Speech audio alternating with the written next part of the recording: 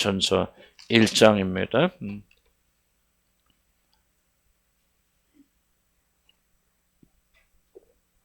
베드로전서 1장 1절, 11절부터 13절까지 말씀 봉독해 올립니다. 11절부터 13절까지 말씀드립니다. 자기 속에 계신 그리스도의 영이 그 받으실 고난과 후에 받으실 영광을 미리 증언하여 누구들 또는 어떠한 때를 지시하는지를 상고하니라. 이 섬긴 바가 자기를 위한 것이 아니요 너희를 위한 것임이 계시로 알게 되었으니 이것은 하늘로부터 보내신 성령을 힘입어 복음을 전한 자들로 이제 너희에게 알린 것이요 천사들도 살펴보기를 원하는 것이라. 아멘. 말씀을 가지고 은혜 나누기 바랍니다. 우리 전에 제가 어떤 다큐인지 어떤 조그만 방송을 이렇게 본 기억이 납니다.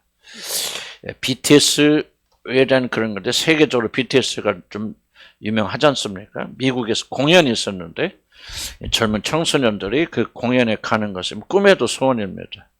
근데 티켓이 상당히 비싼가 봐요. 몇십만 원 가고 비싸가지고 발을 동동 구르는 자녀들을 위해서 그 부모들이 몰래 BTS 그 입장 티켓을 구입했다가 이렇게 딱 무슨 선물을 주는 것 같이 위장해서 그 속에 뭐 티켓이 들어있다든지 하면서 이런 잘하는 서프라이즈 하면서 그렇게 자녀들을 놀래키는 그 일종의 몰래 카메라로 찍은 겁니다. 처음에는 무엇인지 몰랐다가 열어보니까 그 봉투 속에 BTS 입장권이라고 하니까 공연 티켓이 들어있으니까 이것을 본 자녀들이 그냥 기쁨으로 날뛰는데 제 눈에는 꼭 그냥 미쳐 발광하는 것 같이 그렇게 보였습니다. 저는 이들을 비난할 아무런 의도가 없습니다. 대신 제가 하고자 하는 말은 이들의 행동이 우리 그리스도인들에게 아주 중요한 진리 하나를 가르쳐주고 있다 하는 그런 생각이 들어서 오늘 BTS 이야기를 여러분에게 나눈 것입니다. 여러분 생각해 보시기 바랍니다. 이들이 BTS에 들어간 음악회인지 무슨 콘서트인지 들어간 그런 티켓을 받은 날부터 오직 공연날 되어서 그곳에 직접 가서 BTS 멤버를 보기를 오매불망 그리고 차도 깨도 그냥 꾸면서도 BTS 꿈만 끼면서 그렇게 간절히 기다리지 않겠습니까? 그날이 오기만을 이들은 손꼽아 기다리지 않겠습니까? 저는 이들처럼 그날이 다가오기를 기다리면서 바로 그날의 모든 초점을 맞춰 사는 것, 바로 이것이야말로 우리 그리스도인들이 아주 중요한 특징이자 우리들이 하나님의 자녀라는 중요한 증거가 아닐 수 없다고 저는 그렇게 생각합니다. 오늘 성경은 그리스도인들의 두 가지 특징에 대해서 말하는데 그것은 그리스도께서 나타나실 때 가질 은혜를 사모하는 고 기다리는 것이다. 13절에 그렇게 말하고 읽지는 않았지만 17절에서 이 세상에 나그네로 사는 이 두 가지가 우리 그리스도인들이 중요한 특징이라고 그렇게 성경이 말하고 있습니다. 한마디로 그리스도께서 앞으로 여러분이 가져다 줄 영광을 기다리면서 이 세상에서 나그네처럼 사는 것, 그것이야말로 그 사람이 하나님의 자녀라는 확실한 증거가 되는 것입니다. BTS 티켓을 거머쥔 이 아이들이 그날만을 그저 손꼽아 기다리듯이 바로 그렇게 사는 것이 그리스도인의 특징이라고 그렇게 말하는 것입니다. 오늘 본문이 말하는 첫 번째 진리는 우리 그리스도인들은 기다리는 사람들이라 하는 진리입니다. 그리스도인 특징이 뭡니까? 기다리는 사람들입니다. 몇몇 선지자들이 놀라운 계시를 받았습니다. 그런데 그 계시의 내용은 몇 사람이나 한 나라의 운명에 관한 것이 아니라 장차 완성될 우주의 운명에 관한 엄청난 그런 계시를 받은 것입니다. 바로 이 세상 심판받아 반드시 멸망할 것이지만은 하나님께서 택하신 소수의 사람들은 모든 죄를 다 하나님의 은혜로 용서를 받고 하나님의 자녀가 되어서 그 영광스러운 나라에서 왕같은 제사장으로 영원히 그리스도와 함께 살 것이라고 하는 놀랍고도 영광스럽다고 밖에는 말할 수밖에 없는 그런 예언을 이들이 받았습니다. 사람들이 쉽게 받아들일 수 없는 엄청난 그런 축복이기 때문에 선지자들은 이 예언이 도대체 언제 이루어진다는 것인가 또 누구에게 이루어진다는 것인가를 자연스럽게 깊은 관심을 가지게 되었고 많은 기도와 연구와 더 깊은 계시를 통해서 이들이 알게 된 것은 이 놀라운 예언은 자기들을 위한 것이 아니라 앞으로 먼 훗날에 사람들, 즉 복음을 받아들여서 구원을 얻게 되어질 그들을 위한 것이라는 것을 이들이 깨닫게 되었습니다. 물론 우리들은 이 모든 예언이 다 그리스도 예수 안에서 다 이루어진 것을 우리는 압니다. 약속된 주님께서 이 세상에 이미 오셨고, 그리고 그가 우리들의 죄를 위해서 십자가에서 죽으셨고, 그리고 부활하시고 승천하심으로 우리들의 모든 죄는 다 깨끗하게 사함을 받았고, 그리고 여러분들이 하나님의 자녀가 되는 그 영광스러운 놀란 축복이 이미 예수 그리스도 안에서 이루어졌다는 것을 우리는 잘 압니다. 하지만 우리 구원에 관한 모든 예언이 지금 다 이루어진 것이 아니라고 하는 사실도 우리는 잘 압니다. 구원 받았지만은 앞으로 우리는 구원을 받아야 됩니다. 앞으로 이 세상에 종말이 오게 될 것이고 그리스도께서 왕으로서 온 우주를 통치하시는 일이 이루어지게 되어지는데 바로 이러한 구원이 완성돼야 우리의 구원이 이루어집니다. 그런데 하늘에 승진하신 우리 주 예수 그리스도께서 이 땅에 내려오셔서 모든 자들을 심판하신 그 일로부터 우리가 아직도 남아있는 구원이 완성되게 되는 것입니다. 한마디로 우리 주님께서 구름을 타시고 천사들과 그리고 그날에 이미 들어간 성도들과 함께 이 세상에 다시 내려오셔서 선지자들이 예언한 모든 것이 이루어지는 이것이 바로 우리의 구원이 완성되는 순간입니다.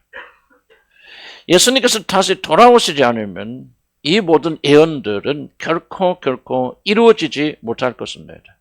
예수님이 돌아오지 않으면 우리가 구원받았어도 그날에 들어가는 일이 일어나지 않을 것이고 그 영광을 누릴 수가 없습니다. 그래서 우리가 오매의 불망, 우린 BTS 팬들과는 종류가 다르지만은 그러나 그런 간절한 마음으로 우리 주님께서 다시 돌아오실 날을 손꼽아 기다리고 있습니다. 왜냐하면 그분께서 돌아오셔서 우리가 바라는 구원을 완성하지 않으면 우리의 믿음은 헛것이고 아무것도 이룰 것이 없기 때문에 그렇습니다.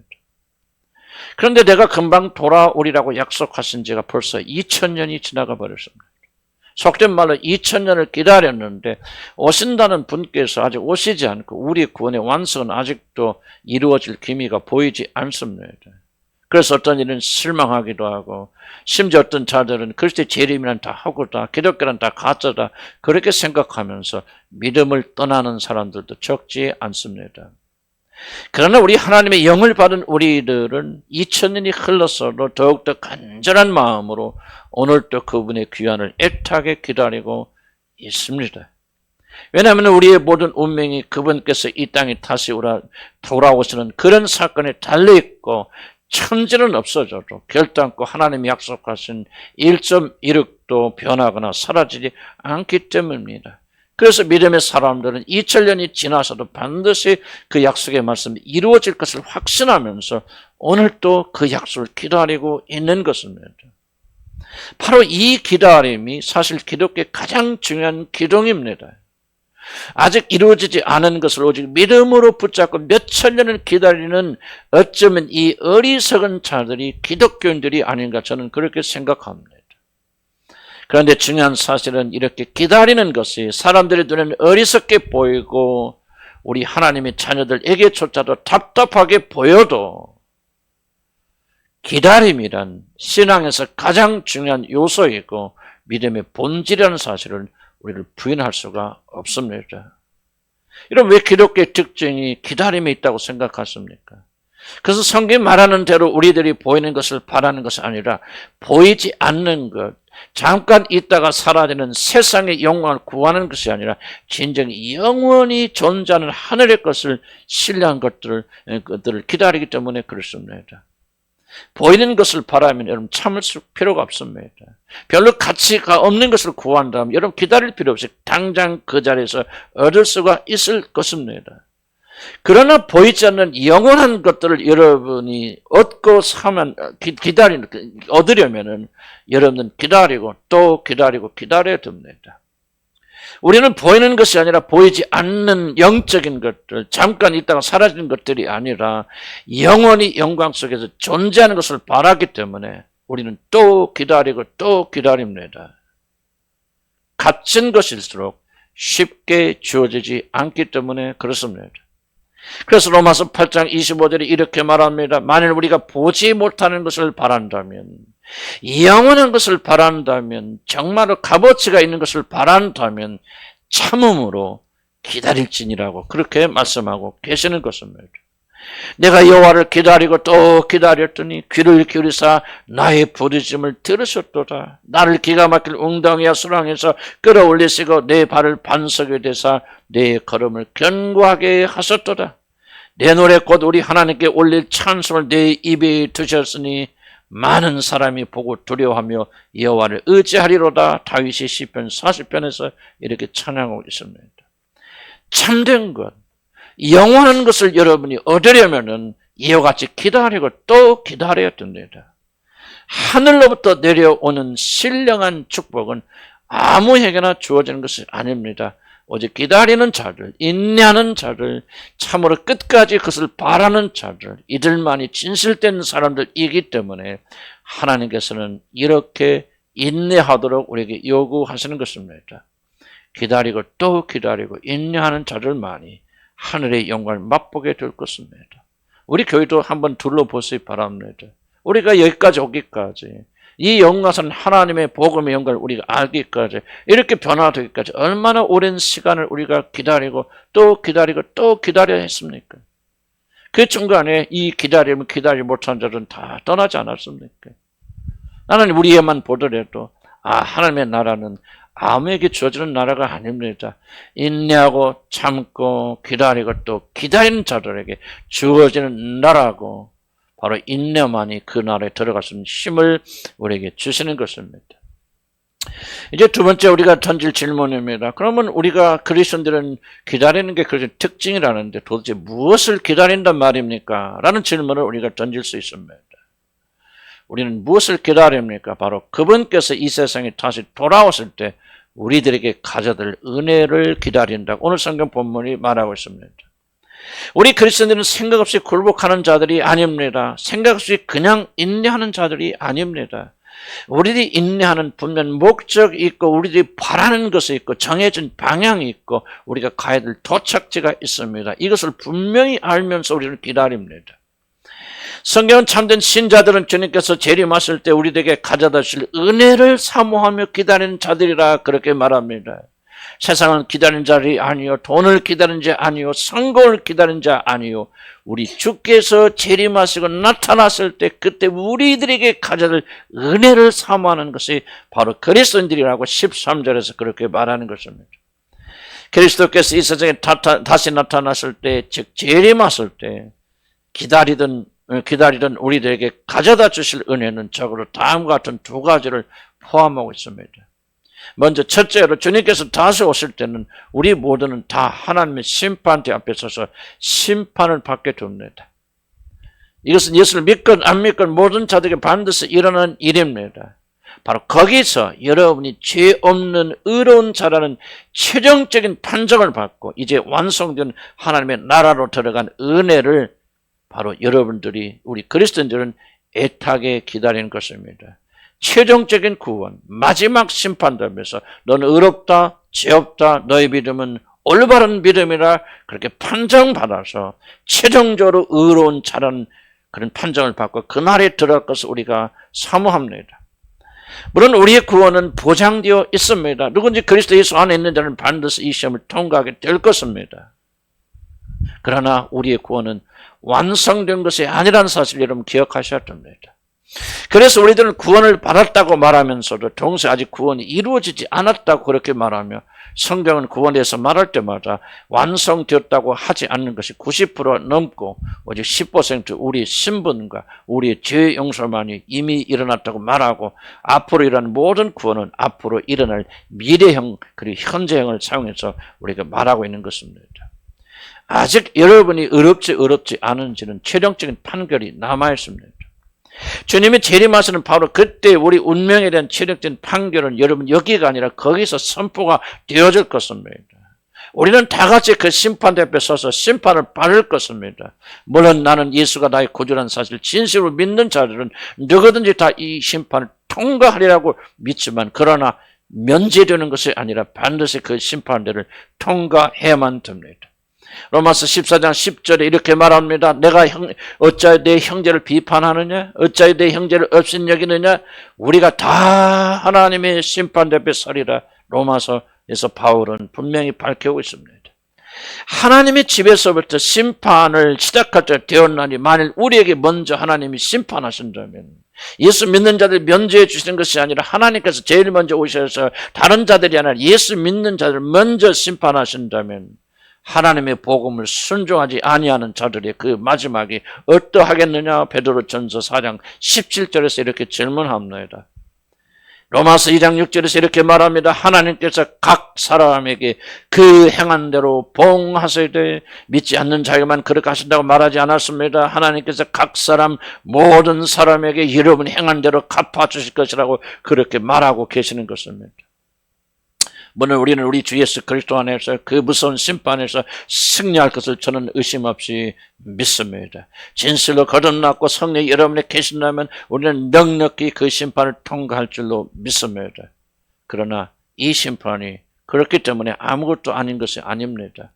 우리들이 살아있는 동안 이 심판에 대하여 두렵고 떨어야 될 충분한 이유를 가지고 있는 무섭고 두려운 심판이라는 사실을 저는 압니다. 그렇기 때문에 우리는 그날에 우리들이 영원한 멸망에서 건진받는 은혜를 사모하며 기다려야 됩니다. 그날의 심판을 이기고 의롭다함을 받기 위하여 우리들은 오늘도 그리스도의 피를 힘입어 죄와 더불어 싸워야 됩니다.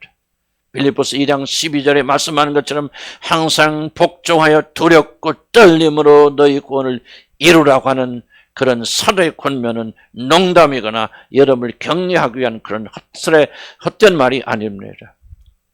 우리들의 구원은 아직 완성되지 않았으며 그러므로 우리들은 전심을 다하여 그날을 준비할 것을 우리 주님께서 심각하게 명령하시는 것입니다.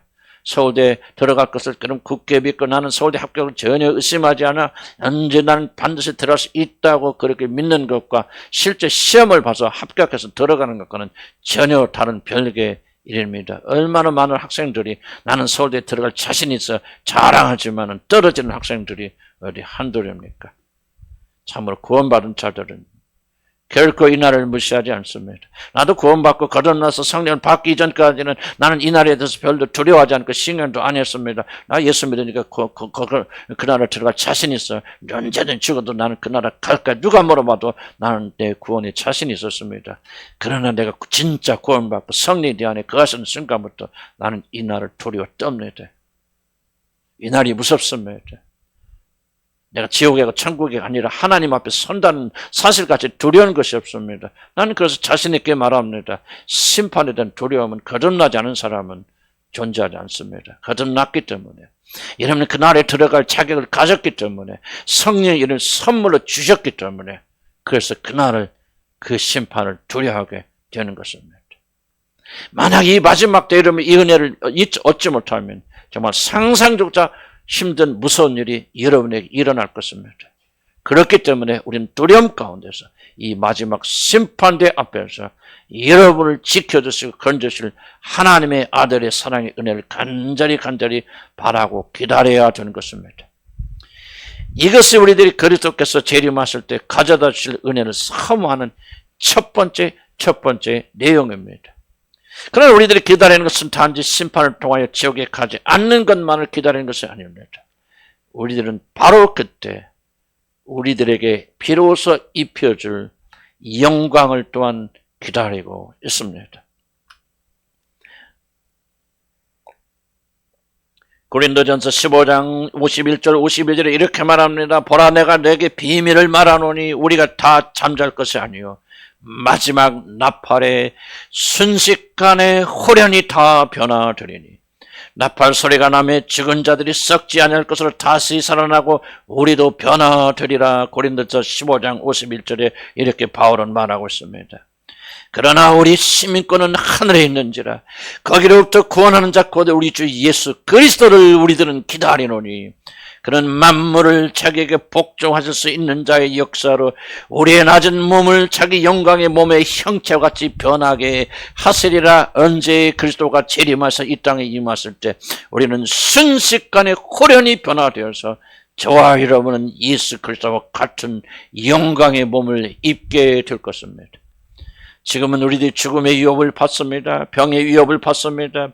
영광을 잃은 비참한 모습으로 살며 울며 고통하지만은 우리 주님께서 이 세상의 왕으로서 통치자로서 다시 재림하신 바로 그 순간 여러분들은 그와 똑같은 영광을 입게 될 것입니다. 믿으면 다 아멘하시 바랍니다. 한마디로 그때는 우리들도 그리스도의 영광스러운 모습으로 변하게 되는 것입니다. 지금은 죽음 앞에서 무력합니다. 병의 위협 앞에서 굴복합니다. 허무하게 무너집니다. 고난과 고통 앞에서 한숨 쉬고 눈물을 짓지만은 우리 주님께서 이 땅에 다시 오신 바로 그날에는 여러분은 말로도 표현할 수 없는 영광을 덧입게 될 것입니다. 바로 이것이 그리스도께서 재림하실 때 그를 믿는 자들에게 가져다 줄 은혜입니다. 중요한 사실이 이것입니다. 만약 여러분이 미래에 주어질 이 영광을 바라보고 사모하지 않는다면 여러분 결코 이 세상을 이길 수 있는 힘을 가지지 못합니다. 세상의 모든 도전을 이기며 세상을 도는 그 강력한 유혹을 이기는 힘은 우리 주께서 재림하실 때 가져다 줄 은혜가 입혀지면 우리는 그 놀란 영광으로 덧입혀질 것이라는 이 확신만이 세상을 이기게 하여지고 세상의 유혹에서 승리하게 되며 이 세상에서 당하는 모든 고난과 역경을 즐거이 참도록 도와줍니다. 그러나 만약 여러분의 이 영광이 없다면, 이 미래를 바라보는 힘이 없다면, 이 세상이 전부라고 믿는다면 그냥 어렴풋하게 하늘과 여러분 천국과 지옥을 믿지만 그러나 여러분의 마음의 중심을 사로잡지 못한다면 여러분 교회 다니시지만 결코 세상을 이길 수 있는 힘이 없습니다. 구원받았다고 성령 여러분에 계신다고 해서 자동적으로 그런 능력과 힘을 가지는 것이 아닙니다. 우리는 부단히 그 은혜를 사모해야 되고 바라봐야 됩니다. 시간 있을 때마다 묵상해야 됩니다. 그 영광을 내 것으로 만들어야 됩니다. 그럴 때 우리는 이 세상에서 어떤 도전이 된다 할지라도 넉넉히 이기는 그런 자들이 될 수가 있습니다. 그리스도인들이 누구십니까? 우리 그리스도인들은 자신으로부터 나오는 빛이나 세상으로부터 나오는 힘으로 사는 자들이 아닙니다. 우리 그리스도인들은 그리스도께서 이 세상에 다시 오실 때 가져다 주실 영광을 바라보면서 그 은혜의 힘으로 사는 자들입니다. 하늘에서부터 내려오는 빛을 받아서 빛나는 자들이 그리스도인입니다. 세상이 아닙니다. 여러분 자신이 아닙니다. 우리 그리스도인들의 모든 힘은 우리들 자신이 아니라 영광의 그분을 바라볼 때 일어나는 것입니다. 이 땅이 아니라 저 하늘이 그리스도인들의 모든 능력의 원천입니다. 그래서 내가 예배를 중요하게 말하는 것입니다. 예배를 통해서 하나님을 바라볼 때 이 세상을 살아갈 수 있는 영과 혼과 육의 강건함이 주어집니다. 몇 주 전에 제가 자전거 타고 중랑천에 자전거 타고 내려갔는데 그날 이상하게 사람들이 여기저기 모여가지고 이 스마트폰을 가지고 막 탈을 짓고 있는 거예요. 나는 또 그렇게 사람들이 그러면 또 그냥 안 지나가거든요. 그래서 도대체 무슨 일인가 나도 봤더니 굉장히 밝은 달이더라고요. 근데 달 사진을 저렇게 찍냐고 여기도 있고 저기도 있고 어느 사람 망원경 큰 걸 가져가서 막 관찰하고 그러더라고요. 그래서 나중에 와서 부대스를 보니까 무슨 말이 있냐면 그게 바로 슈퍼문이래요. 몇십 년에 한 번씩 그렇게 크게 뜨는 날인데 앞으로 이 슈퍼문을 보려면은 14년을 더 기다려야 된다. 그래서 사람들이 막 나와서 사진을 찍는 것을 제가 보았습니다. 근데 중요한 질문을 하나 제가 생각해 봤습니다.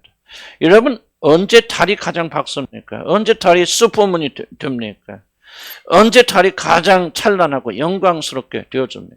그것은 달이 가장 많이 해를 바라보는 때 자기 자신이 달이 자기가 가지고 있는 모든 많은 것을 열어서 자기 많은 부분을 해에게 내어줄 때 그때 달은 가장 밝고 슈퍼문이 됩니다. 그래서 달이 해를 많이 바라보면 바라볼수록 해로부터 오는 빛을 받아서 빛이 나고 영광스럽게 되지 않겠습니까? 저는 그걸 한번 가만히 묵상해 보았습니다. 사랑하는 성도 여러분, 여러분이 언제 가장 영광스럽고 힘에 넘칩니까? 왜 여러분이 힘들고 지쳐도 예배하는 걸 멈추면 안 됩니까? 왜 줄기차게 어려움과 고난 속에서 하나님만을 바라봐야 됩니까? 그것은 여러분 자신을 가장 많이 포기하고 여러분 자신을 하나님께 내어주어서 오직 하나님만을 바라볼 때 바로 그때가 가장 영광스럽기 때문이 아니겠습니까? 우리들이 달처럼 자신을 많이 비워서 하나님을 많이 바라볼수록 그리스도께서 다시 오실 때 가져다실 은혜의 목매에 탈수록 우리들은 슈퍼 성도가 되는 것이 아니겠습니까? 그러나 거꾸로 언제 저와 여러분이 가장 연약했습니까?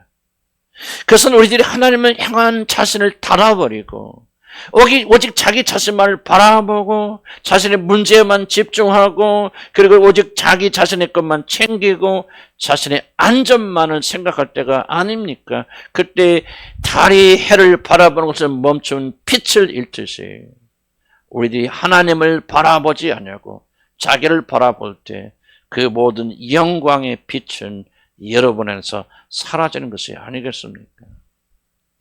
언제 여러분은 세상의 유혹에 굴복합니까? 그것은 장차 주어질 은혜와 영광을 바라보는 믿음이 약해질 때가 아닙니까? 미래의 영광을 보지 못하면, 하늘의 영광을 보지 못하면 우리 주님께서 장차 여러분이 가져들 이 놀란 영광의 초점을 맞추지 못하면은 세상에 눈을 돌리고 세상이 제공하는 가짜 쾌락에 눈을 돌리고 성령의 불이 떨어지면 모닥불에 자기 자신의 몸을 의지하지 않겠습니까? 장차 우리들이 들어가 살게 될 영광의 날을 바라보지 않을수록 우리들은 하나님에 대한 사랑이 식어지지 않습니까?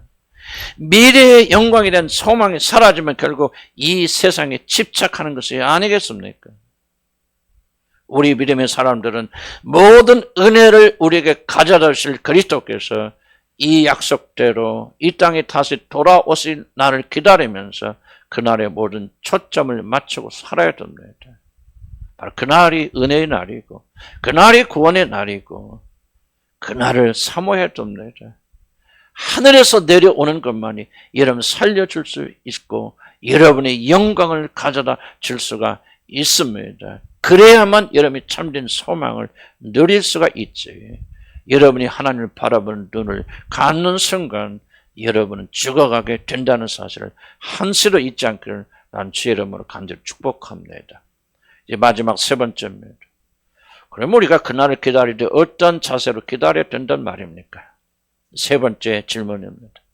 성경은 우리 믿음의 사람들이 마음의 허리를 동이며 깨어 근신함으로 기다려야 된다 그렇게 오늘 말하고 있습니다. 성경은 우리 그리스도인들이 두 가지 마음 자세 그날을 사모하며 기다리고 말합니다. 허리를 동이며 근신하라 그렇게 두 가지로 말합니다. 허리를 동인다는 말은 언제든 뛰쳐나가 싸울 수 있는 만발의 준비를 갖추라는 그런 뜻입니다. 우리들이 일을 하거나 싸울 때 제일 먼저 하는 것이 무엇입니까? 신발끈을 묶고 허리띠를 조으면서 이제 옷이 흘러내리지 않도록 날렵하게 싸울 준비를 그렇게 합니다.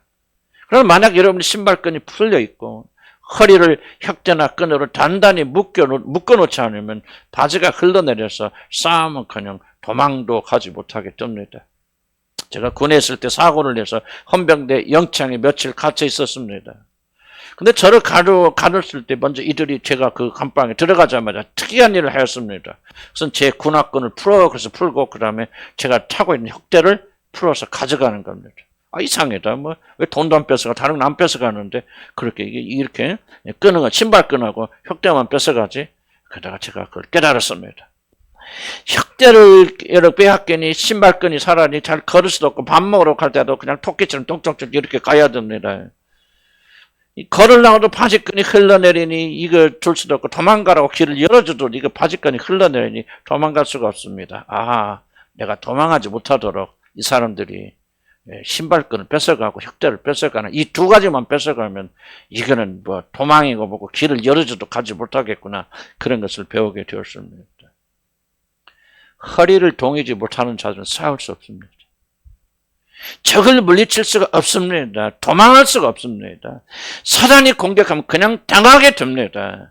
교회 다니긴 다녀도, 예수 믿긴 믿어도, 기도하긴 하여도 허리를 동이지 않고 근신하지 않으면 여러분 결단코 이 전쟁에서 승리할 수가 없습니다. 그러므로 이런 마음의 허리를 동이고 근신하라고 성경이 말하고 있는 것입니다.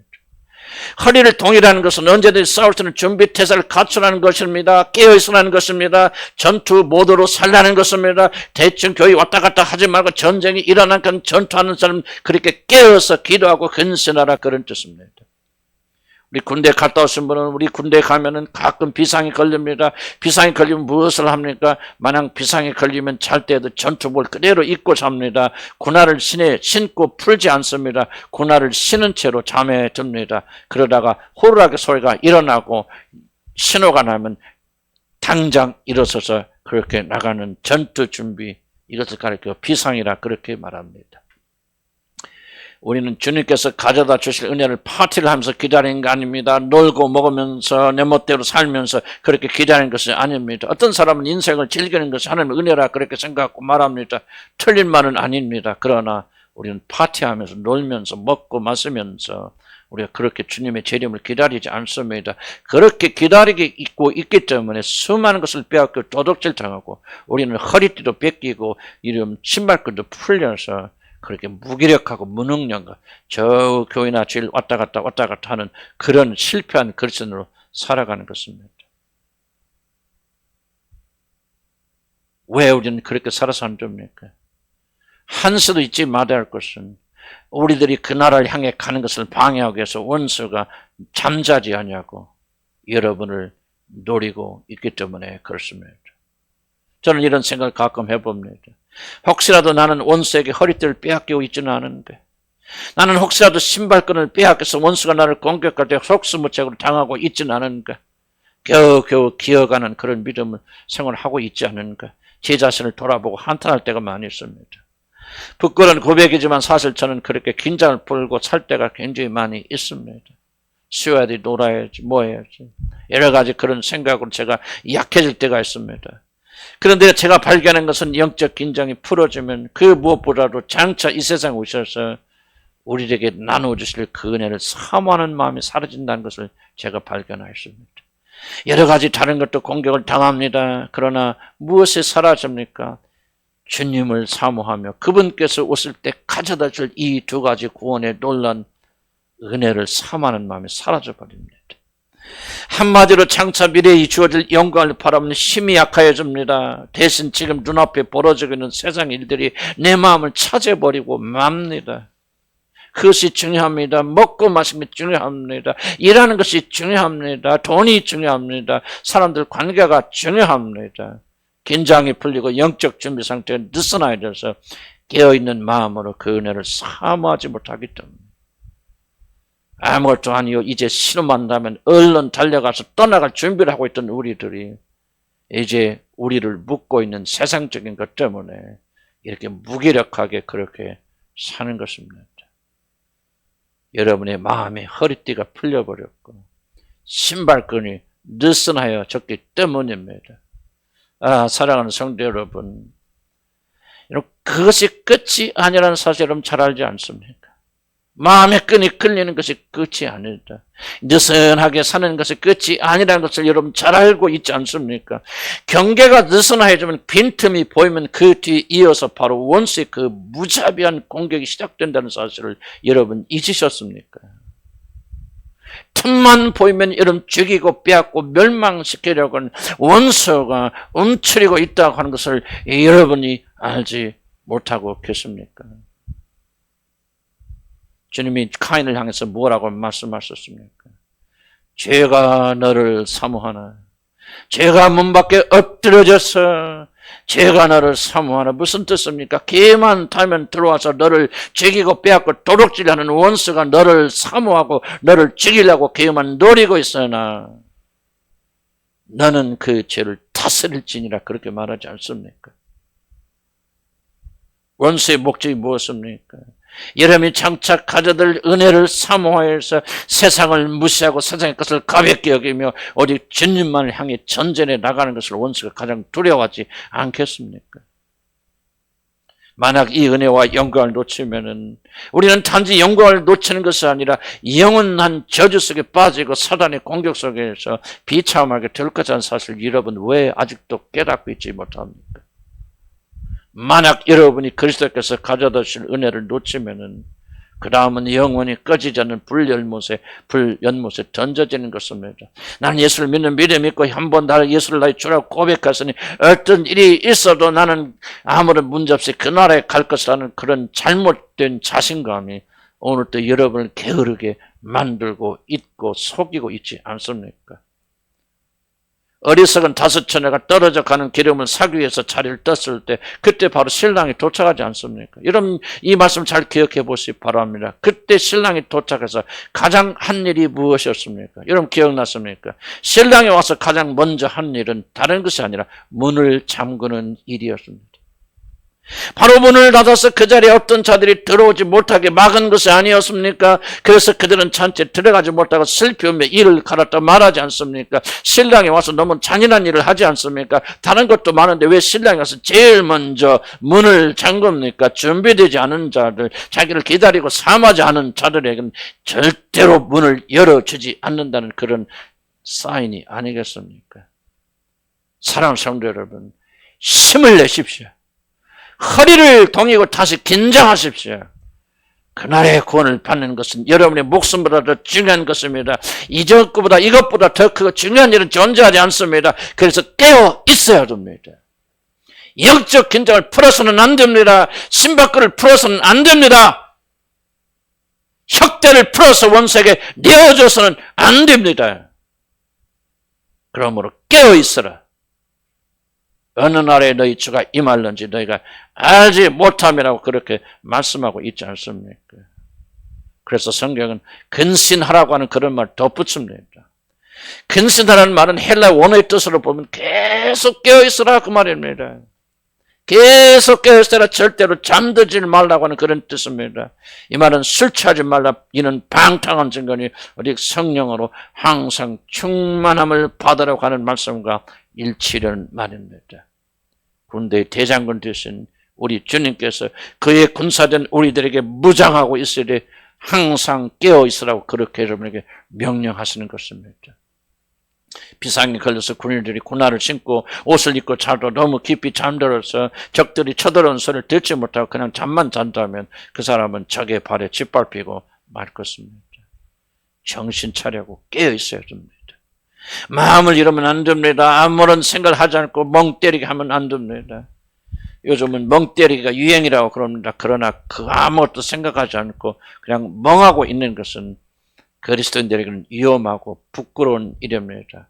우리 그리스도인들은 반대로 항상 깨어서 기쁜 생각을 많이 해야 됩니다. 진리를 생각하고 그리스도를 생각하고 그분의 은혜와 사랑을 많이 생각해야 됩니다.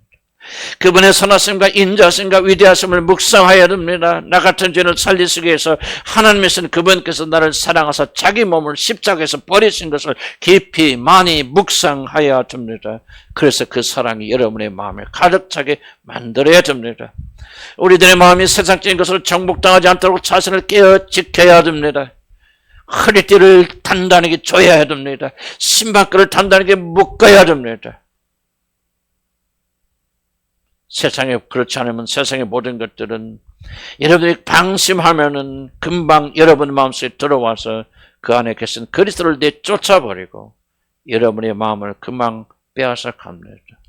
여러분의 마음의 간교함을 잊어서는 안 됩니다. 얼마나 여러분의 중심이 세상을 살아가는 걸 한순간도 잊어서는 안 됩니다. 긴장이 풀리는 순간, 주님과 멀어진 순간, 세상은 얼마나 빠른 속도로 여러분의 마음을 점령하는가를 여러분 결코 잊지 않기를 주 예수 그리스도 여러분을 간절히 축복합니다.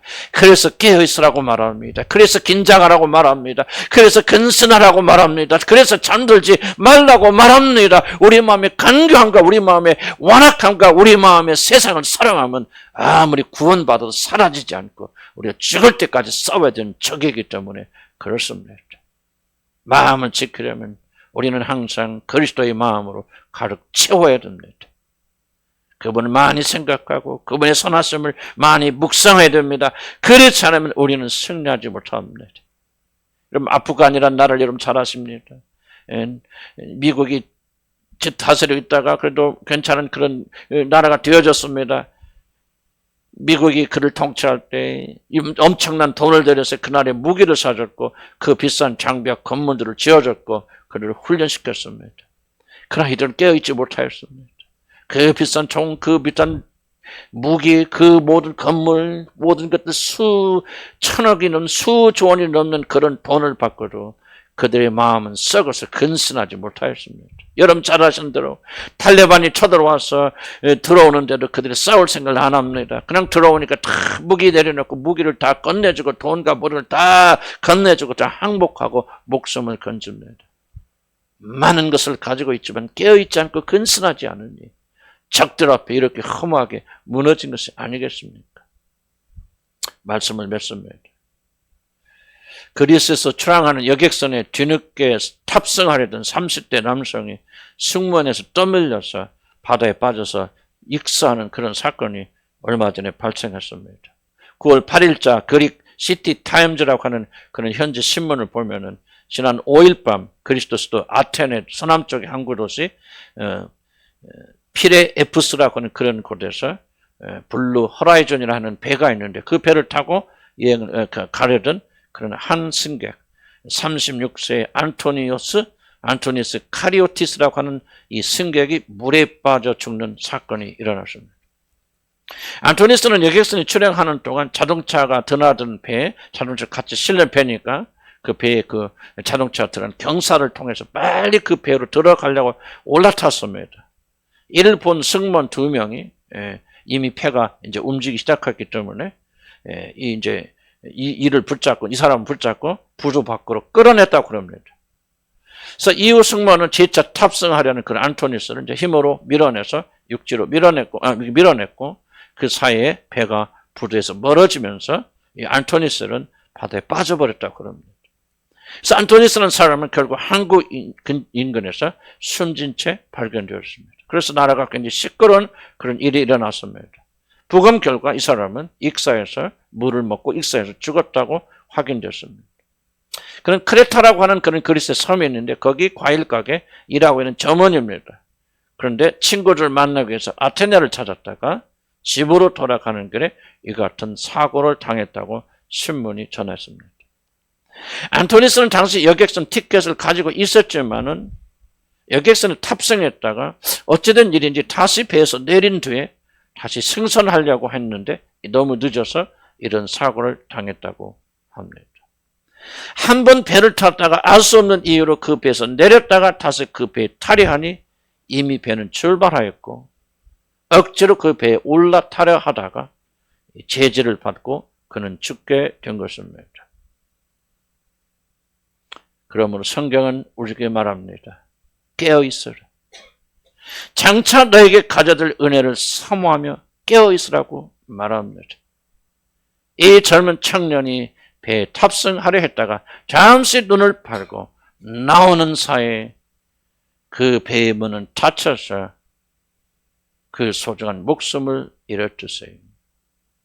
혹시 누가 압니까? 여러분이 지금 믿음이 있노라 하면서 주님을 사랑한다 그렇게 말하면서 여러분들이 게으르고 그 마지막 때에 가져다 은혜를 사모하지 못하여서 이와 같은 비극을 당할지 누가 합니까? 지혜 있는 자들은 오늘 하나님의 이 말씀의 경고를 받아들이면서 오늘도 근신할 줄로 믿습니다. 기도하십시오.